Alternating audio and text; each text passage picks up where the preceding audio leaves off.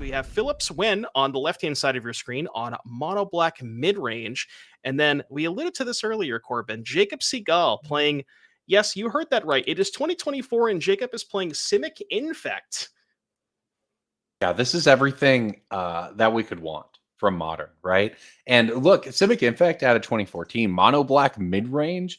We're going to have to dig a little deeper into this one, but that's a pretty classic archetype, and it's usually mono black control, but maybe it's on the controlling ninja, the mid-range, and then you got a really classic archetype there. Either way, it is a fun time in Modern right now. We've seen a lot of upheaval, of course, over the last year, ever since maybe Lord of the Rings released, and we saw the One Ring and Orcish Bowmasters sort of reshape the format.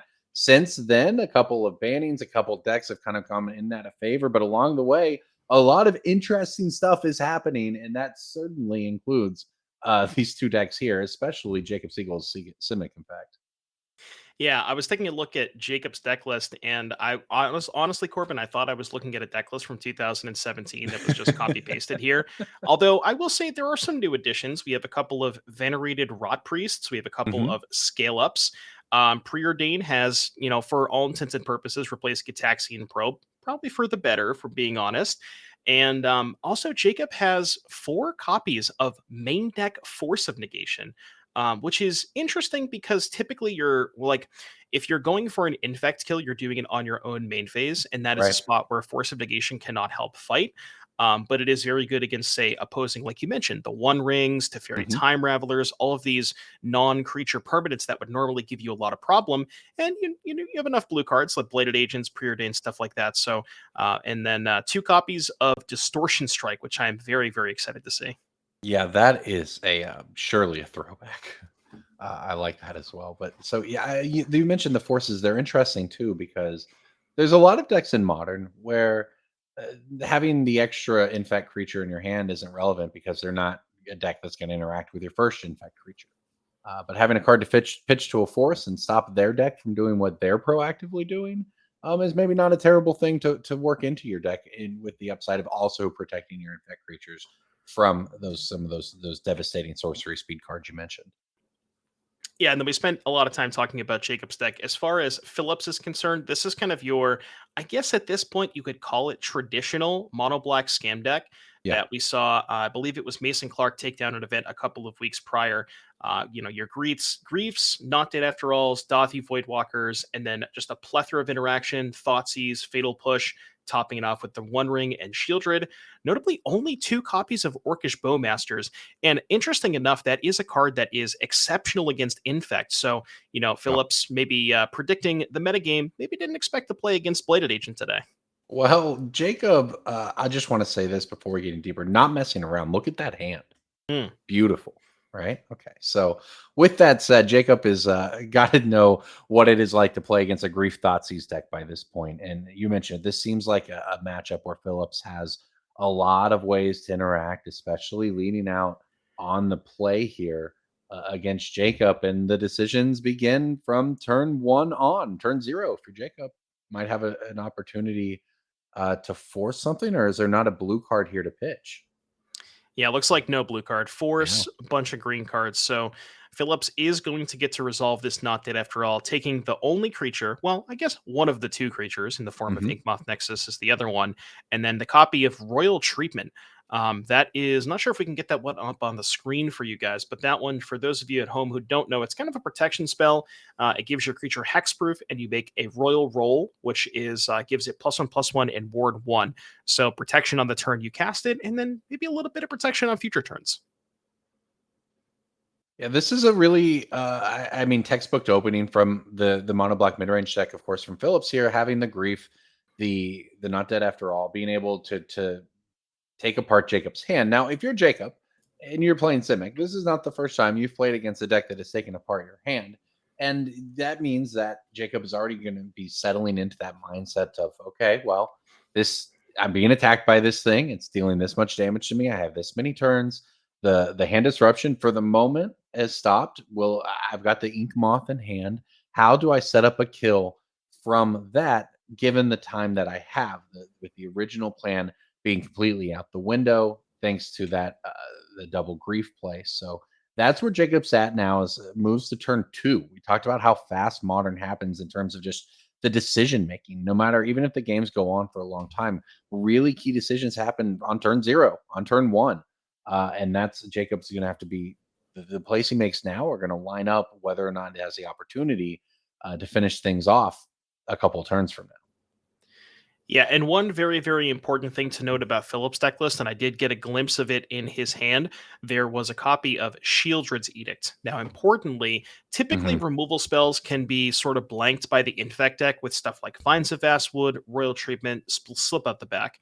But because Sheoldred's Edict does not target a creature, and there are 4 copies of that card in Philip's deck, that Yeah. one does get around those protection spells.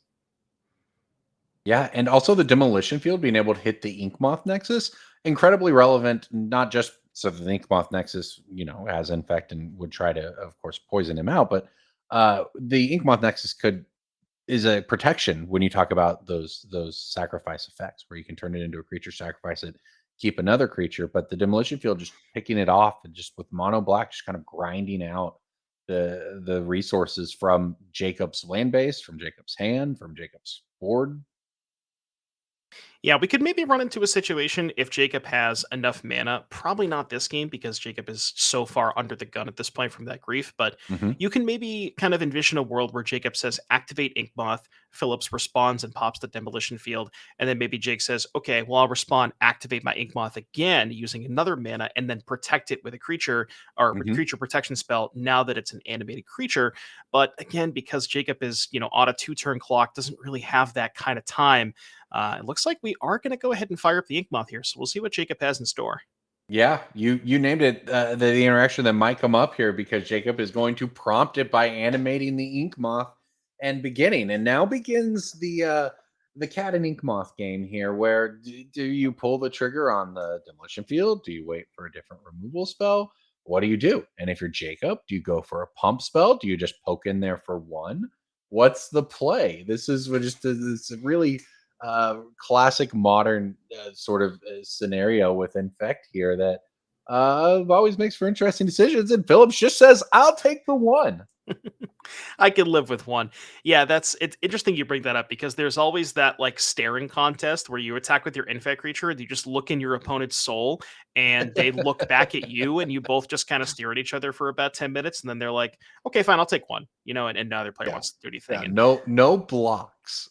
yeah, I will take that. And that's typically how you do want to play against an effect because if you're the first one to act, as we Yeah. see Phillips here call for a judge, if you're the first one to act, then you're playing into their protection spells, and that can, kind of make the infect. You're kind of giving the infect player the initiative, and that's not where you want to be. So. We see Phillips here asking a question about Demolition Field and Inkmoth Nexus. Probably something to do with, say, hey, if I activate Demolition Field, Jacob Hmm. responds, activates, and casts a protection spell to stack counter by Demolition Field or something along those lines.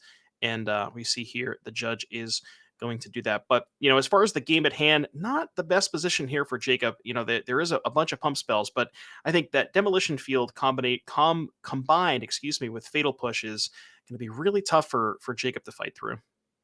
Yeah, and that's the name of the game. Is that you take one, okay, no big deal. And now at the end step, you can bait out the interaction by sacrificing the demolition field, targeting the Inkmoth Nexus, even if it comes. Yeah, even if it becomes protected, then sure, maybe he's finding out about what'll happen with the lands after that. But then you just kind of work your way through the Simic protection spells, and if the protection spells are being used in any phase that is not combat or right before combat, that's a win if you're playing against it, and that's perhaps what we're going to see being baited out here. As Phillips activates Demolition Field, targeting Inkmoth Nexus, runs directly into Vines of Vastwood, and now priority shifts back. Yeah, and funny enough, this is actually a really good sequence here for Jacob because you're oh, never mind. I thought we had a second You were on protection the right spell. track, I though. was gonna say I thought we had a second protection spell, but Yeah. if Jacob did, Hmm. you get Phillips to use the mana not in combat, and the next Right. turn you can go animate double might for lethal. But yeah, unfortunately for Jacob, did not have that second protection spell. Yeah, that was the key point there, though. That was it, Demolition Field. But then the second removal spell, the Fatal Push, in response to the protection spell, that's enough to seal the deal. Phillips takes it down, just a perfect start at a mono black, just destroying the hand of the Simic Infect player and then destroying the board of the Infect player. And that is why Jacob will look to the sideboard here. What do you do against mono black destroy all of your stuff? Yeah, this unfortunately here for our Infect player, this does seem like not the matchup that he wanted to play against in the X1 bracket, getting to play for top 8. So to the sideboard here, we have 2 Glistener Elves in the sideboard. Don't see that very often. A couple of copies of Endurance, a Flusterstorm, some Pick Your Poisons, 3 Veil of Summer, 2 Force of Vigor, and 2 Chokes. And honestly, Corbin, looking at the sideboard, it doesn't seem like there's a lot here. No. Maybe the Glistener Elves just to be a Yeah. little bit higher on the threat density. You could go to something like Endurance to break up Grief Not Dead after all, but that might be a little too narrow because, Phillips is not really utilizing the graveyard past that. Maybe Flusterstorm can be pretty good to help fight over a Fatal Push or something like that. And then, the Veil of Summers. Okay, I missed those. So yeah, Veil of Summer is quite good against the mono black removal spell deck, but That's notably that it one though. does Yeah. not hit Sheoldred's Edict. Yeah, so it looks like you mentioned it that it looks like just the 2 Glistener Elves in the main deck is very interesting. I do think you probably want to be threat heavy because you have to assume that whether it's to a removal spell, whether it's to an edict spell, whether it's to a planeswalker, whether it's to a hand disruption spell, one of your creatures, one of your first creatures is going to probably not be the creature that wins you the game. So that means you probably do want to have that higher threat density. Obviously, if you can set up a turn where you're able to have a creature, protect it, or your hand with Veil of Summer being on the play, that's going to be a huge potential for Jacob here to try to stymie the grief shenanigans that just dominated that first one. But that's going to be what he's looking for here as he tries to fight against a deck that is just after the sideboard games now just going to be all ways to kill 1/1s. Yeah, and speaking of ways to kill 1/1s, let's take a look at Phillips's sideboard here. So we have 2 copies of Tourach Dreadcanter, 2 Ashiok Dreamrender, a Liliana of the Veil, a March of Wretched Sorrow, 2 Legion's End, 2 Damnation, 2 Nihil Spellbomb, a Pithing Needle, and 2 Cursed Totem. So as far as Phillips is concerned, more removal in the form of Legion's End seems pretty Yeah. good. Although notably that one does not hit Inkmoth Nexus. Similar thing to Damnation. So you definitely want to bring those in if you're Phillips, and then past that, the March of Wretched Sorrow seems pretty good as an instant speed removal spell. Perhaps you could go to something like Liliana, although you're already 2 copies in the main deck. Not sure if you want a third on the draw. And then Pithing Needle as well, pretty good against Inkmoth Nexus. Yeah, I would imagine that tapping out for Liliana on the draw seems pretty dangerous here. But that said, Phillips' deck is already well set up for this matchup and is about to be even more set up as you board in a handful of cards here. So it's really going to be like if there's not a Veil of Summer type blowout here that allows Phillips to just run into a brick wall and then get comboed out. It really feels like he's going to be heavily advantaged over the course of the next 2 games to try to pick one of them up. So if you're Jacob, you've got a challenge here. You've got to be looking for a hand that is set up not just to have lands and spells, but is set up to deal with what Phillips is going to be bringing to bear here. Yeah. And the other kind of unfortunate part here for Jacob is Veil of Summer is very good against the mono black deck, but as we saw during sideboarding, Phillips has not only 4 copies of Sheoldred's Edict, which gets around it, also Right. the Demolition Field. So if Jacob is going towards something like an Inkmoth, if all of his other creatures get fatal pushed or whatever, then Veil of Summer cannot protect against Demolition Field. So just a lot of problems here for Jacob, but it seems like maybe one of his tougher matchups, if not maybe the toughest matchup in the room for him. Well, it looks like step 1 kept 7 for Jacob as Phillips continues to shuffle here. So if you're trying to get in it, that's where you want to be. We'll have to see, of course, what he's got. But what are you looking for if you're Jacob? Obviously, you want an early creature, you want Veil of Summer, but past that, sort of in a larger sense, what are you thinking this game's going to be like as you navigate these opening turns? I was kind of thinking about that during sideboarding, and I think that Jacob's most important card, unironically enough, might be Noble Hierarch Mhm. because it does a couple of things. It either baits a removal spell, which means that's one less removal spell for one of your infect creatures, Yeah. or if Phillips decides to ignore the Noble Hierarch, then it gives you additional mana to help fight over the first creature that you deploy. Mhm. So I think Noble Hierarch, especially on the play, is probably maybe the key to success here for Jacob. Because I think in either scenario, you're pretty happy with with the outcome. Yeah, no, that's a great analysis, I think, because then it also, of course, is edict protection later on. Um, the when we talked about how we just kind of stare each other down. Okay, no blocks. See what happens. Okay, well, sure, just take the damage. Well, if Noble Hierarch's involved, that's an additional point of impact. We get a turn one Glistener Elf here for Jacob. I think getting a glimpse of Jacob's hand, I think I saw three Glistener Elves. So we can confirm that at least one came in from the sideboard because there were two in the main and two in the board. So yeah, that definitely Yeah, looks like Jacob wanted to go towards more threats here. And yeah, like you mentioned, Jacob's deck is looks like all fancy. I think those are the Phyrexian promo foil nice. Glistener Elves. Those look I like nice. that. Yeah. That's Does how I am with Phillips my have favorite this deck as hand? well. I feel it. So I've also been thinking about, we mentioned the Force of Negations. In this situation, you're on the play. You play your Glistener Elf. Your opponent or your opponent takes their first turn. If they play their removal spell, you have the Force. If they pass a turn, you untap. You have your protections. So it actually works pretty well, sort of in practice, if you're able to do it. Now, what it doesn't work against quite as well is the grief coming out from Phillips here. Yeah, so Jacob kind of did have the answer, quote unquote, because you can Hmm. let the grief resolve and then force a negation the not dead after all. The problem is the grief just takes the force negation and then you don't have the force negation to counter the not dead after all. Right. So you can imagine Phillips, yeah, going to go ahead and take that force, and then the flashback is, or the second, yeah, going to take the blighted agent. Makes sense. Jacob's down to just some glistener elves and a dream. From here, what is the best top deck here for Jacob? Not sure. Vines of Looks Vastwood like a is the Vines of pickup, Basswood. Yeah, which not is not bad. terrible.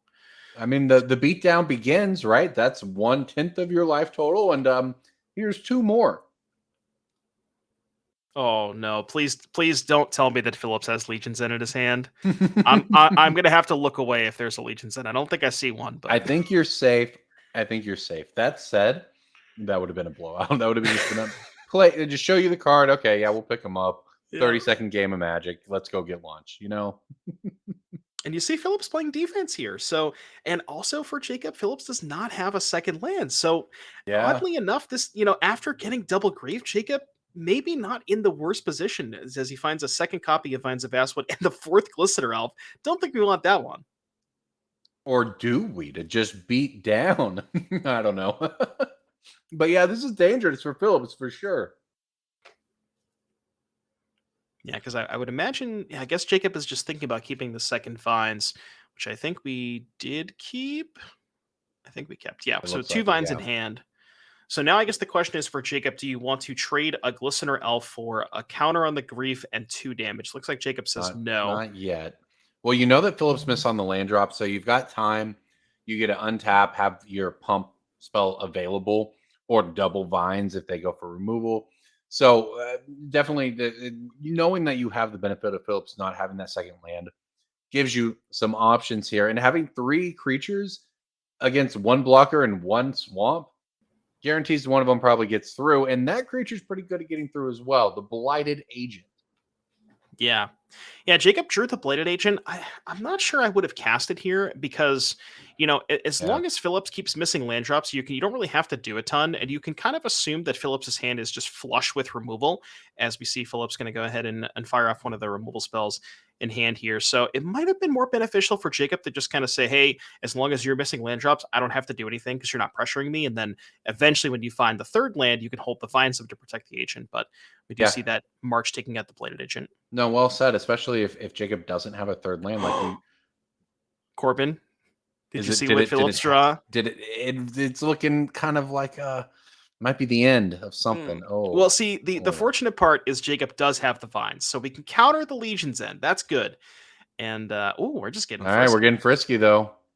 I like this. The third land I think is huge here because now Jacob is Yep. able to go for vines on the block, and then that gets the pump and enables you to win combat while also having another vines open for protection.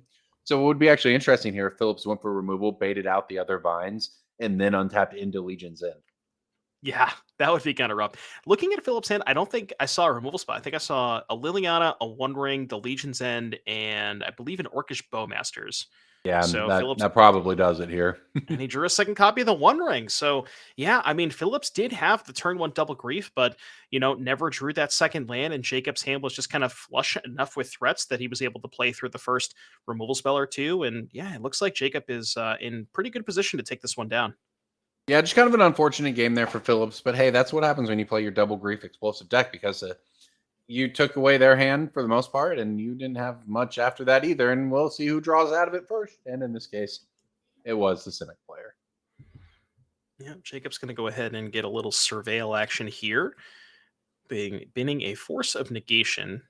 Okay, let's see what the draw is. It's like a Might of Old Crosa, so might just work on was it a green here. card. It was a green card. I couldn't quite get a look of what it was, though. So we got a Vines in hand, just going to keep that open for protection. Or are we going to go for it? What are we doing? We're going to cast the Vines. +4/+4. Does Phillips have the 1-mana removal spell? Might he have used it last turn? If he did, correctly sussed out by Jacob. And that is enough to end the game on the spot. And we are tied up 1-1. There you go. Infect in the hands of Jacob Segal, taking down the game. And, Phillips had the grief draw again, but as you said, just unfortunately for Phillips, was not able to find that second land.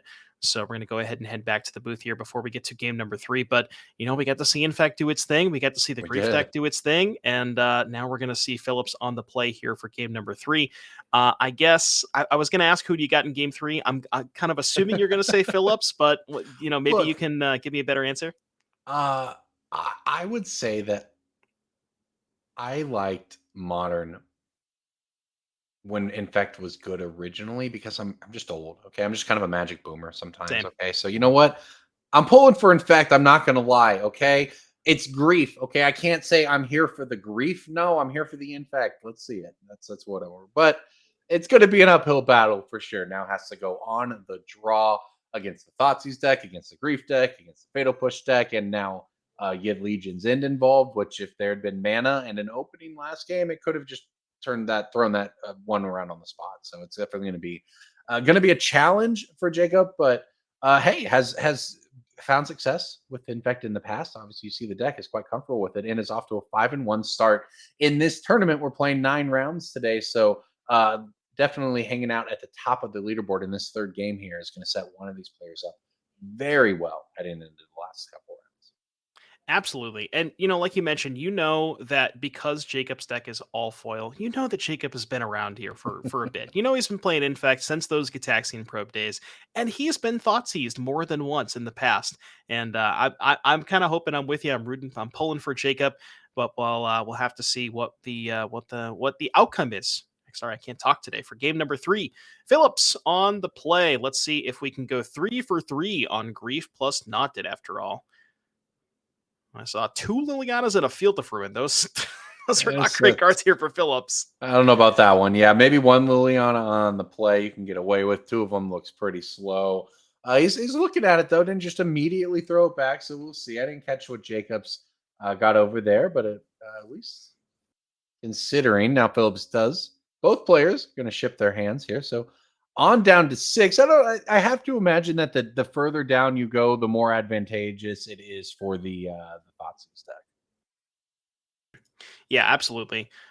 Because like you said, especially on the draw, Jacob does have those Veil of Summers, but a lot of times when you're on the draw with Veil of Summer, it's kind of this weird spot where your opponent Thoughtseizes you, they see the Veil, they can just take something else and then try to maneuver around the Veil as much as they can for the rest of the game. So, the card is good, but it loses a little bit of luster when it's face up.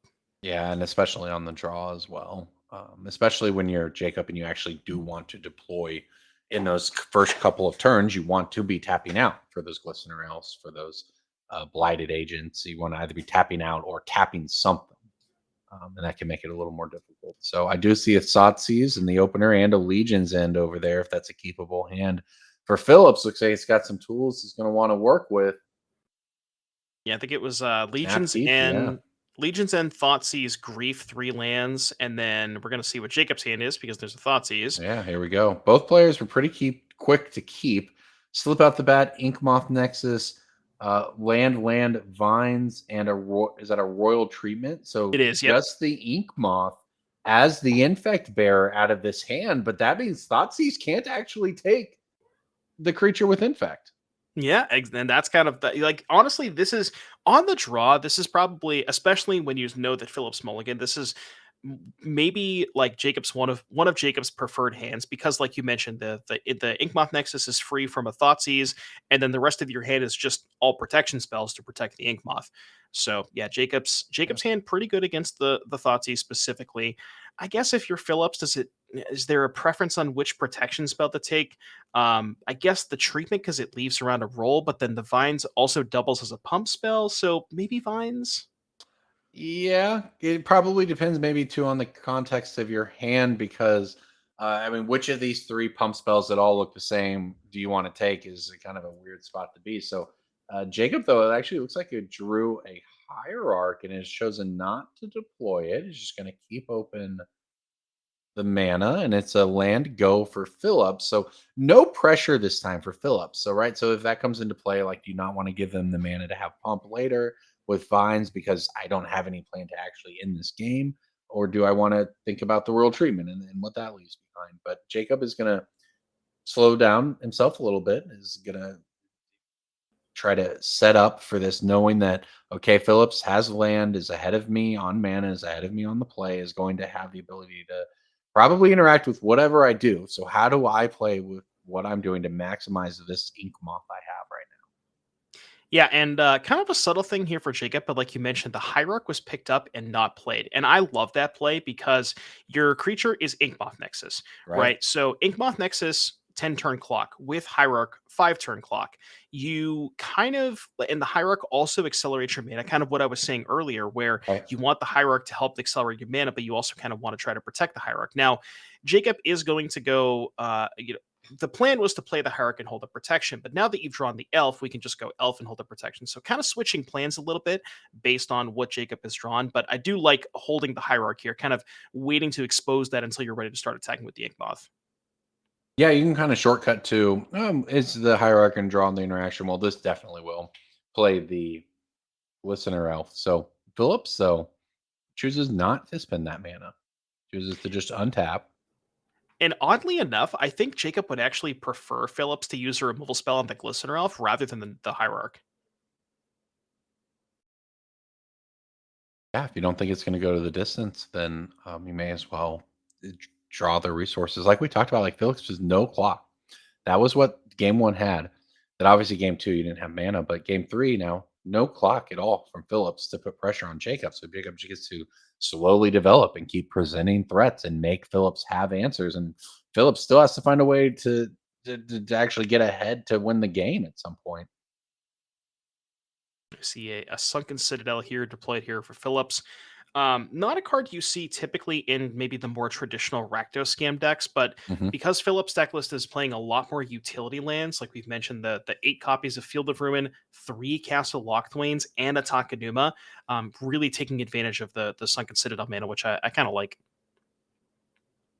Yeah, it's a sweet one for sure. From Lost Caverns of Ixalan has enabled some stuff, and now here we go. Legion's End on Glistener Elf runs into World Treatment. This was not what you want to see. I guess if you're Phillips, at the same time, you know you're going to have to work through something.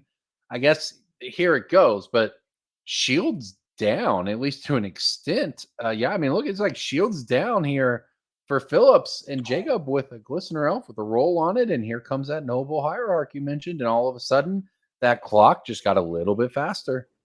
And remember that Thoughtseize decision, right? That's right. Phillips decided to take the Vines of Vastwood instead of the Royal treatment. Now, obviously, maybe hindsight 2020, but had Phillips taken the Royal treatment and forced Jacob to use the Vines of Vastwood to protect, that roll would not exist, and that's one less poison, and that can really add up. Yeah, this is Phillips is a turn ago. I'm going to play my removal spell and I'll be facing down. I have no poison. This is great. Now all of a sudden you're facing down a lot. You've been corrupted already. You're at 3 poison. There's a demolition field. Kind of a slow answer to the ink moth, but again, you're just playing into Jacob, not necessarily his hands here, but his you're forcing your cards to, if this works, great. If this doesn't work, maybe I'm just dead. And that's the position Jacob is in by presenting these threats, and Phillips with no board presence at all. Yeah, Phillips looking at a Grief, a land, and a Sheoldred's Edict. So because of the Sunken Citadel, does have the ability to Sunken Citadel, Demolition Field to Yawgmoth, and cast the Edict. Yes. But we know that Jacob still I believe has the slip out the back, so that can protect one of the creatures, and then also has that Noble Hierarch to sacrifice to the Sheoldred's Edict. So has sort of a little bit of almost dual protection in the form of those two, so we can have those two covered and still be able to keep that Glistener Elf around. And on top of the fact, if there were any removal spells that go to target the elf, not this turn, of course, but that role does have Ward 1, so they're going to have to pay an extra 1 if we target that elf. Yeah, definitely comes up. Now, instead, it looks like Phillips is going to opt to hard cast a Grief. Oh, Phillips what a Summer. blowout. What a Don't blowout. mind if I do, Corbin. Oh, no. What a disaster for Phillips. Just forced to pass the turn back. Wow. Thinks about it. Do I go for multiple spell actions? What do I do? Taps out for the Grief, runs right into Phillips Summer. Now, Jacob is now just, okay, how do I close this out? Shields are down. You're at 3 poison already. Activate my Yawgmoth Nexus. What could I do after that? He's thinking it through, trying to find out if there is a line here that ends with Phillips at 10 poison counters this turn. What a swing. I think if Jacob had drawn a single pump spell that turn, we would have had lethal, because you can slip out the back the Grief and then pump the Glistener Elf. Yeah. Any of the +4s, that is. So +4, that gets you to 7, because you have 2, or 1 from the Elf, 1 from the Roll, and then 1 from the Hierarch plus the 4 would be 7. But without drawing that pump spell, kind of has to decide, do you want to offer the trade of Glistener Elf for Grief? Do you want to just attack with the Yawgmoth with the Exalted? Do we cast Slip Out the Back now to get the counter? There's a lot of things that are going through Jacob's head. Yeah, he recognizes this is a window. What I choose to use this window for will likely decide the rest of the game. He wants to make sure that he's got it lined up. And the answer is just swing with the Yawgmoth Nexus for 2. That's 2 points of damage of Infect, by the way, that this Noble Hierarch you called out earlier is now provided. It's just becoming absolutely key. And Phillips is just 5 points away now from the end. And another creature in the Blighted Agent. Yep. And the last card in hand is no information. So Phillips does know that last card is Slip Out the Back. So does have the information. But, the Sheoldred's Edict is good, but specifically in this situation, there's basically 2 creatures that Phillips wants to kill in the form of Yawgmoth. Well, I guess you have the Yawgmoth covered with Field. But that Sheoldred's Edict, is not going to touch that Blighted Agent, because we have 2 things to throw in the way of it. Yeah, this is slipping away from you very quickly if you're Phillips, right? The Blighted Agent is a new level of threat. You can't even think about blocking. Now, Field of Ruin there, it looked like, is another answer to Yawgmoth. So if there was, you needed to do something again in response to protection spell, lots of options opening up, but Phillips is going to have to find the way to navigate through this, because it's very likely that Jacob is just 1 card away from ending this on the spot, and Phillips knows that. Yeah, the funny thing about Slip Out the Back, as far as protection in combat, it's a little bit more awkward than something like a Vines or a Royal Treatment, because, say, you go to attack with your Infect creature, you cast your pump spell, they cast their removal spell, you slip out the back your creature, doesn't deal any combat damage that turn, because it phases out and then comes back with a counter on it. So, maybe Jacob would prefer to have something like a Vines or a Royal Treatment, but that is the card that is available to him. As we see the Field of Ruin go ahead and take care of that Yawgmoth Nexus. Not going to choose to fight over that. Interesting. We had, I believe, the option to animate the Nexus and then slip out. No, we were 1 mana short. Okay, never mind. Forget that I said that. Well, yeah, and I think with the Demolition Field for Phillips too, maybe that Yawgmoth, which early on looked like it might be really key, is not looking like it's going to be the thing that decides this match. But it is just, that's 1 more card that Phillips had to spend to get there. And now is going to tap. Is that a Tourach, I believe? Yeah, so this is funny, because I talked about how the protection spell normally is not that good, but the Slip Out the Back puts the counter on the creature. So going to get a little bit of value here, discarding the card, or would have discarded the card to Tourach. And now we see any pump spell at the top is lethal here, Corbin. Yeah, this is a big opportunity here. And there it is, Vines of Vastwood. That is the handshake. The Sheoldred's Edict is not going to do anything. What an ending there. Jacob Segal moving to 6-1 with Infect. And look, we talked about how he dropped the first game, and then you're playing against a mono black deck that exists that does nothing but kill your creatures and tear apart your hand. And Jacob Segal is able to expertly navigate through this. That's why they've got the fancy cards in that deck right there. What an expertly played match to move to 6-1. Yeah, just a lot of different small micro decisions that Jacob made, not casting the Noble Hierarch, choosing when to be able to, when to deploy it, when to cast the Glistener Elf. Just a lot of sequencing things that I think not everybody or most people would maybe not necessarily get. And Jacob Yeah. just showing true mastery with the deck, moving on to 6-1. And, congratulations to Jacob. And with all of that, I believe we do have a backup match for you. So see if we can go ahead and get that on screen. On the left hand side of your screen, excuse me, Zoe Reederman, frequent NRG mainstay, playing Rakdos Scam, and on the right hand side we have Harrison Canfer playing Jund Creativity. This should be an interesting one.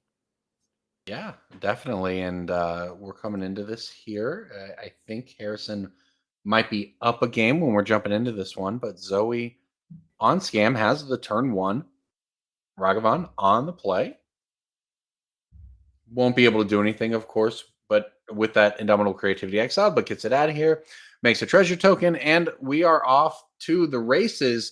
All right, what is your experience here? What do you think? We've got the Rakdos Scam, sort of the classic deck, Sans Fury, against Creativity, which of course aims to put an Archon of cruelty into play and is quite effective at doing that. What is your experience? Well, you know what? Never mind. I was going to ask your experience with the matchup. What's your experience like with Blood Moon? Well, I was going to say this matchup is pretty interesting because there's a lot of different layers where you have. So there's one layer where Dauthi Voidwalker, if combined with Thoughtseize, can take an Archon. Zoe can sack the Voidwalker to cast her own Archon. Right. Then you have the other layer where Harrison, I was going to say, has a lot of Surveil lands because Surveil lands typically good against the Thoughtseize deck, as if they discard your card, they can't Thoughtseize the top of your deck, as famously said. But Right. now those Surveil lands are all turned off because of that stinky Blood Moon. Yeah, what a start here from Zoe. Just well, I guess this is what Ragavan can do, right? Ragavan into Blood Moon, into Fable and the Mirror Breakers, and Harrison gonna fight back with Fable and the Mirror Breaker. Now, I gotta Fable say is. though, check out that token. Oh yeah, beautiful token. Yeah, rocking Fable the the Mirror token. Breaker is one of Harrison's kind of, I guess, would be counterplay to Blood Moon because Indomitable Creativity is a powerful card. It only requires red mana, right? It's triple Yeah, red and X. So even if you don't have access to anything but red mana, as long as you can put a token into play, you can cast that creativity. So, say for example, maybe Harrison finds, is able to attack with the Fable token, present a treasure, and then the treasure can, that we can target that with creativity. That can go find an Archon. As we see a grief here for Zoe, looking at a Fatal Push, 2 persists, and a bunch of mountains. yeah. How about 1, 2, 3, 4 from Zoe here? What a start! And this is just going to probably wrap this one up pretty quick. Although Fable, of course, is going to give Harrison a chance to look at some different cards, and maybe the persist will find a target in the graveyard. But you'd also need a swamp to make that happen, or a treasure token. So, all right, we'll see what happens here. It's a Bowmasters. Zoe stopping Harrison before we get any deeper here. Yeah, I was going to say that Harrison actually still had an out here because Yeah, if it weren't for that Orcish Bowmaster, Harrison could say right. discard 2 cards, find creativity, attack with the shaman token, make a treasure, tap, land for turn, 4 mana, creativity, target the treasure. But because of that Orcish Bowmasters, if Harrison does draw 2 cards, Zoe's going to kill that Fable token. So I Yeah. think Harrison's only out at this point is discard 1 card, peel exactly creativity. 1 card means that it can't kill the Shamba token, and then you get the treasure. So big draw step here for Harrison. Finds a Fable. Not Yeah, quite what he's looking for. yeah. Doesn't seem like it. Well, Harrison's going to now look at the hand, just actually chooses not to go any deeper, just plays a land. What's the play? It's another Fable. This doesn't seem like it'll be enough to clean this one up. So uh, Zoe looking to maybe even this one up if able to close this out. And of course, 2 Fables is kind of scary, but just kind of an overwhelming board state it looks like right now for Zoe Reed. Yeah, Archon of Cruelty is a powerful card, but trying to think at this point, say If Harrison does find the creativity next turn, as long as we can avoid not taking lethal, there is still maybe a chance. And you know what, Corbin, we're getting in there. That Yeah. shaman is getting frisky. Well, got to deal damage to win the game if you're the creativity deck. Here we go.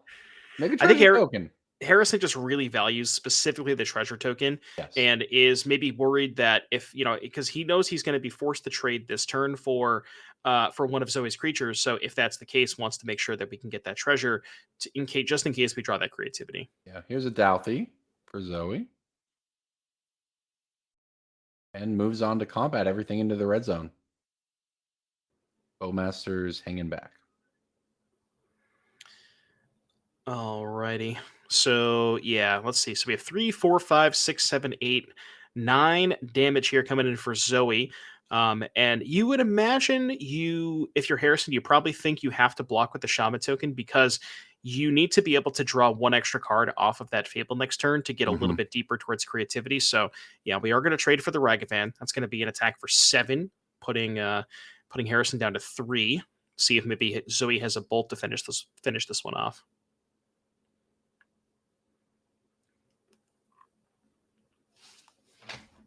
All right. It looks like Harrison going to get the opportunity to untap. Going to get the opportunity to take up these fables. We'll see what all of this goes down to. It is, of course, going to take a nice series of very fortunate top decks here to get out of it. But step 1 was untap, and Harrison is doing that at 3 life. Did find a copy of Bitter Reunion. Again, all these extra cantrips, really not where you want to be against the Orcish Bowmasters. Okay, showing, okay, we're going to throw away 2 cards to the Fable. Zoe does, in fact, remember her Bowmasters, and that will do it when it does not reveal an answer. Things tied up at 1 game apiece. We are going to a game 3 between Zoe Riederman and Harrison Camphor's Jund Creativity. So let's take a look at the deck here. Look at that. Pick the poisons in the main deck in Creativity. What do you think about that? I honestly, when I saw that, I thought it was a typo at first, but I have been seeing that a little bit more recently with the main deck pick your poisons, given the presence of Leyline, Scion, all that stuff. Yeah. As far as the sideboard here for Harrison, looking at some additional big creatures, we got 3 Terastodons, a Sundering Titan, and an Emrakul, the Eon's Torn. I don't think we're going to be going towards any of those. Those are kind of more so for the control and big mana matchups, and then a couple of Fatal Pushes, a couple of Pick Your Poisons, some Strike It Riches, 2 Surgicals, and 2 Veil of Summers. You have to imagine Pick Your Poison pretty good against Blood Moon, and a really cool sideboard option that I've seen these creativity decks play. It looks out of place, but Strike It Rich, which is surprisingly good against Blood Moon because not only is it a red card you can cast under Blood Moon, it gives you a target for creativity that can't be fatal pushed and fixes your mana. Fixes your mana, absolutely. A key to, for instance, cast Pick Your Poison to get rid of the Blood Moon. Yeah, very powerful option. So, all right, that's what you're going to see on that side. Zoe on the other side with Rakdos Scam. You see the deck there, kind of everything you expect out of the traditional Scam deck, but onto the sideboard, definitely got some options. We saw the Blood Moon starring there in game 2.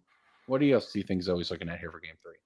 So Zoe's got 2 Magus and 2 Blood Moon. The Maguses are a bit sketchier because there are the presence of Lightning Bolt in Harrison's deck. So she may not want to go towards the Maguses and maybe wants to focus more on just the Blood Moons. Past that, you have Surgical Extraction, which can be pretty potent, especially against the Persists, which she saw that were still in the deck. So maybe those want to come in. And then past that, there's 2 Leyline of the Voids, but it's weird because Harrison's deck is not necessarily like super graveyard focused, but it can be like if the draw lines up with Ren and 6 and things like Persist. So we'll have to see if she wants to go towards those. Yeah. All right. And looks like we are down into the match here. Both players keeping, and here we go. Harrison starting things off with a land and a pass. Zoe, turn 1, Ragavan. Exactly what we saw in game 2. Exactly what she wants. Now it's not on the play this time around. We'll see if that makes a difference here as Harrison untaps, considers the options. You want to advance the board. You try to deal with Ragavan. What's the right way to move forward here? And oh, by the way, consider how to not get blood mooned if this Ragavan goes unanswered and there's a treasure token. Well, funny enough, when looking at the deck list, Harrison does not have any basics. Like, there's no forest, there's no Yeah. swamp, even in the sideboard. So it's really just those Strike It Riches and the Fable of the Mirror Breakers to kind of help fight through Blood Moon. As we see a removal spell in the form of Fatal Push go ahead and take care of that Ragavan. So yeah, definitely Harrison definitely wants to keep that one off the battlefield. Plenty of powerful 3-drops that Zoe can cast on turn 2, and Harrison is not having any part of it. Well, you definitely. I kind of respect the concession there. I'm not going to play any basics. You can't make me play all the Blood Moons you want. I won't do it. Yeah. I'll just play more Strike It Riches. See, a Thoughtseize here for Zoe, looking at an Archon of Cruelty, uncastable card, 2 lands, a Lightning Bolt, and a Fable. I have to imagine we're going to go after that Fable of the Mirror Breaker. The Yeah. only consideration is maybe if you have a Ragavan you want to protect, but does Wow. she have Okay. surge? She must have surgical then. Yeah. No need to pay the life even. How about we pay the mana for surgical extraction? And that means I will just take a look through your deck here, find out everything you're playing, exactly how you sideboarded. And when I hand this thing back to you, the whole thing your deck's built around, it's not going to be there. Good luck. Now, we did mention the sideboarded threats here, the 3 Terrastodons, the 1 Emrakul, and the 1 Titan. Mhm. There it is. You saw Zoe thumbing through the deck. There is a copy of Emrakul. So, looks like Harrison maybe had information. Maybe Harrison knew that Zoe had those surgicals or is just prepared for it, kind of a pretty common occurrence. So, is prepared, does have that Emrakul, and creativities are still live here. So, kind of funny here. Zoe decided to go for the surgical line, but now Harrison gets to keep that Fable. Yeah, and if that Fable can take over games on its own, as we've seen, and if you're Harrison and you have a hand of 4 cards, one's a lightning bolt that doesn't really do you much, 2 are lands, and one's a Fable. Well, the Fable is basically the only card in your deck that can turn that hand into something respectable by looting through it. So, and indomitable creativity there off the top. So things, Phenomenal. yeah, starting to line up to at least be interesting here. It's been a good start for Zoe, but Harrison keeping it going is going to fetch now. It's up to 3 lands. Is starting to work through the deck. Has the indomitable creativity. If you can get there, Zoe has had a great start, but is going to have to follow it up with more, or Harrison might just find his way out. Yeah, I think Zoe kind of saw blood in the water when she was Hmm. looking at that surgical and the Thoughtseize, and she just kind of assumed that Harrison could not play through the surgical extraction once the Archons were removed. But Yeah. yeah, you see, she's kind of untapping and she feels a little uneasy about the situation because she knows if there's a creativity off the top, we're probably done here. I don't know if there's maybe a terminate in Zoe's hand, but that one, Corbin, that one cannot take care of an Emrakul the Eon's Torn. No, it cannot. And Emrakul, not just the anti-mill sideboard tech, by the way. Turns out it's pretty good just to put in play because it has protection from everything, even if you don't get the catch trigger. So it is a game ender in itself. But instead, we're playing kind of this fair game, at least right now, with Orcish Bowmasters staring down Fable the Mirror Breaker. We just a pair of Rakdos decks playing Rakdos cards. Yep. And, we know, Zoe does not know, but we know in the booth that Harrison is going to resolve a creativity this turn because he did pick up one last turn. And, as soon as Zoe sees the, I think I'm going to choose not to discard to this Fable, then she's probably going to be aware of what's about to come as we see, Fable getting into the mirror, or Fable token, rather, excuse me, getting into the red zone there. And, Corbin, we're going to see an Emrakul in the battlefield. Yeah, I love this Immercool the Eon's Torn. We talked about how it's throwback modern, and I guess that's what we're seeing right here, isn't it? Emrakul the Eon's Torn coming into play. No Through the Breaches involved. It's a different red spell this time around. But what a powerful card to have in play. And look, it's not like it's unanswerable, but it's basically unanswerable to Zoe's deck right now. When an Edict is a card that actually would get it, but if there's other creatures in play, then that won't work. So right there on top, exactly, waiting Just the top for its card. turn. Yeah, waiting to be called. It's so funny because you know that when you cast the creativity, there's only one creature, and it's like, okay, we're gonna have to go through the entire deck, but it's just the top card, so we're fine. It's right there. Easy. And there we go. That's the handshake. Harrison Camphor takes it down, defeating Zoe Reederman. Junk Creativity coming out on top. That is 6-1 now for Harrison Camphor. We have 2 more rounds to go here at the NRG Championship Series before we break to the top 8. What a match. Yeah, absolutely phenomenal. Like you said, we saw Zoe cast that Thoughtseize, and she had the decision to take the creative or to take the Fable the Mirror Breaker or the Archon. Saw blood in the water with that surgical extraction, and then as soon as she was thumbing through the deck, she stopped by that Emrakul, and you can imagine just the shriek of dread. Just oh Yeah. god, it was so tough. And yeah, congratulations to Harrison. Yeah. All right. Well, I think that does it here on round 7. Make sure to stick with us when we come back. We are going to be heading into round 8 here of the NRG Championship Series with 2 rounds to go till we break to that top 8. So we'll see you on the other side.